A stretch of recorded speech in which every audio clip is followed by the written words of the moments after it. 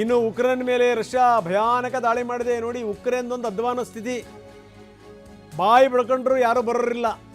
946-48 ಡ್ರೋನ್ಗಳನ್ನು ಹಾರಿಸಿದೆ.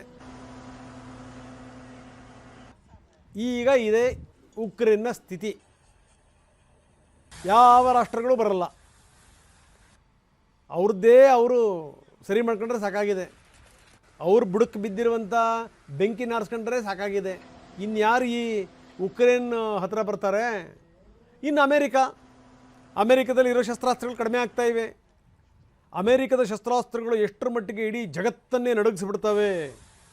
ಒಂಥರ ಆಟಿಕೆ ಸಾಮಾನಾಗೋಗ್ಬಿಟ್ಟಿವೆ ಒಂದು ಲೆಕ್ಕದಲ್ಲಿ ಅಮೇರಿಕದಲ್ಲಿರುವಂಥ ಸೇನಾ ಸಾಮಗ್ರಿಗಳು. ನಮ್ಮನ್ನು ಮೀರಿಸುವಂಥವ್ರು ಯಾರೂ ಇಲ್ಲ. B2 ತೆಗೆದುಬಿಟ್ರೆ ಅಷ್ಟೇನೇ, ಎಲ್ಲ ಬ್ಲಾಸ್ಟೇ. ಏನಾಗಿದೆ ಸ್ಥಿತಿ? ಏನಾಗಿದೆ? ಅದಕ್ಕೆ ಹೇಳ್ತಾರೆ ಏನು ಅಂದರೆ, ಈ ಟೈಮ್ ಟೆಸ್ಟಿಂಗ್ ಅನ್ನುವಂಥದ್ದು ಹೇಳ್ತಾರಲ್ಲ, ಅದು ಈಗ ಅವೆಲ್ಲವೂ ಕೂಡ ಟೆಸ್ಟಿಗೆ ಬಂದಿವೆ. ಅದರ ಹಣೆ ಬರಹ, ಅದ್ರ ಯೋಗ್ಯತೆ ಗೊತ್ತಾಗಿದೆ.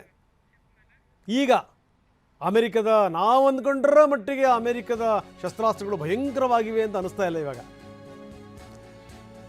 ಇನ್ನು ರಷ್ಯಾದ ತೈಲ ಟರ್ಮಿನಲ್ ಮೇಲೂ ಕೂಡ ಉಕ್ರೇನ್ ದಾಳಿ ಮಾಡಿದೆ. UST ಲುಗಾ ಬಂದರಿನಲ್ಲಿರುವಂಥ ತೈಲ ಟರ್ಮಿನಲ್, ಅದರ ಮೇಲೆ ಉಕ್ರೇನ್ ಕೂಡ ದಾಳಿ ಮಾಡಿರೋದು. ಇನ್ನೊಂದು ಕಡೆಗೆ ಉಕ್ರೇನ್ ಮೇಲೆ ರಷ್ಯಾ ಭಯಂಕರವಾದಂಥ ದಾಳಿ ಮಾಡ್ತಾ ಇದೆ. 948 ಡ್ರೋನ್ಗಳನ್ನು ಹಾರಿಸಿದೆ. ಒಂದಾದ್ಮೇಲೆ ತಲೆ ಮೇಲೆ ಬೀಳ್ತಾ ಇವೆ ಡ್ರೋನ್ಗಳು. ಈಗ ರಷ್ಯಾಕ್ಕೂ ಒಂದು ಲೆಕ್ಕದಲ್ಲಿ ಶಕ್ತಿ ಬಂದಂಗೆ ಆಯಿತು. ಯಾವ ರಾಷ್ಟ್ರವೂ ಕೂಡ ಬರಲ್ಲ ಇವ್ರ ಹತ್ತಿರಕ್ಕೆ ಅಂತ ಗೊತ್ತಾಯಿತು. ಯುರೋಪ್ ರಾಷ್ಟ್ರಗಳು ಅಮೇರಿಕಕ್ಕೆ ಸೆಡ್ ಹೊಡೆದ್ವು ಈ ಸರಿ, ಬರಲ್ಲ ಹೋಗಿ ಅಂತ. ಯಾಕಂದರೆ ಬಹುತೇಕ ಯುರೋಪ್ ರಾಷ್ಟ್ರಗಳು ನಂಬಿರುವಂಥದ್ದು ರಷ್ಯಾನ, ತೈಲದ ವಿಚಾರಕ್ಕೆ ಸಂಬಂಧಪಟ್ಟಂಗೆ ಮತ್ತು ಗ್ಯಾಸ್ನ ವಿಚಾರಕ್ಕೆ ಸಂಬಂಧಪಟ್ಟಂಗೆ. ಎಲ್ಲಿ ಹೋಗ್ತಾರೆ? ಚಳಿಗಾಲ ಬಂತು ಅಂದರೆ ಅಷ್ಟೇ ಕತೆ.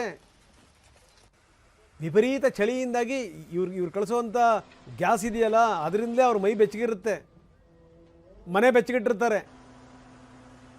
ಹೆಚ್ಚು ಕಡಿಮೆ ಆಯಿತು ಅಂತಂದ್ರೆ ಅಷ್ಟೇ ಚಳಿಯಿಂದ ಸೆಟ್ಕೊಂಡು ಹೋಗ್ಬಿಡ್ತಾರೆ ಅವ್ರ ಲೆಕ್ಕದಲ್ಲಿ.